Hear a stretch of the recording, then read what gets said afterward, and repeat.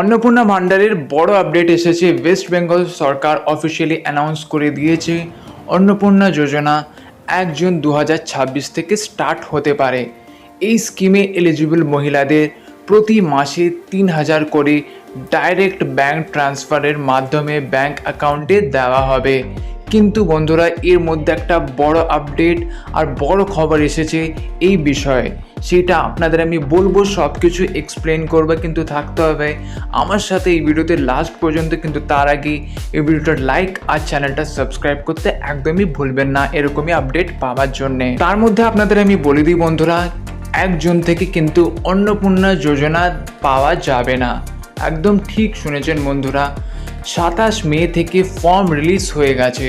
আগে form fill up করতে হবে, জমা দিতে হবে, তারপর পাবেন আপনারা কিন্তু অন্নপূর্ণা যোজনা। এটাই কিন্তু আগে বিজেপি সরকার বলেছিল কি 1 জুন থেকে পাবেন অন্নপূর্ণা যোজনা।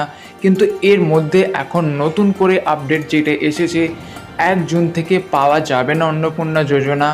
তার আগে 27 মে থেকে রিলিজ করে দেওয়া হয়েছে ফর্ম অন্নপূর্ণা যোজনার। প্রত্যেকটা অ্যাপ্লিকেন্ট যারা মানে অ্যাপ্লাই করবে, আগে ফর্ম ফিল আপ করে দিতে হবে, জমা করতে হবে। তারপর যারা এলিজিবল হবে তারাই কিন্তু একমাত্র শুধু পাবে আর এলিজিবল হবে এই অন্নপূর্ণা যোজনার জন্যে।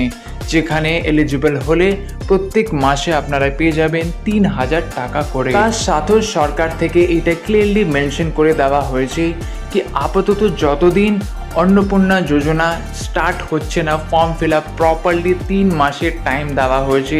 3 মাসের মধ্যে ফর্ম ফিল আপ করে দিতে হবে, জমা করে দিতে হবে।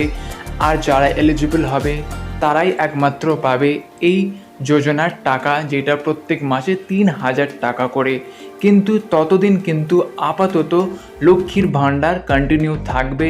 প্রত্যেক মাসে মাসে লক্ষ্মীর ভাণ্ডারের অ্যামাউন্টের টাকা আপাতত যতদিন হচ্ছে না অন্নপূর্ণা ভাণ্ডারের অ্যাপ্লিকেশন ফাইল, ততদিন কিন্তু পেতে থাকবেন আপনারা প্রত্যেক মাসে।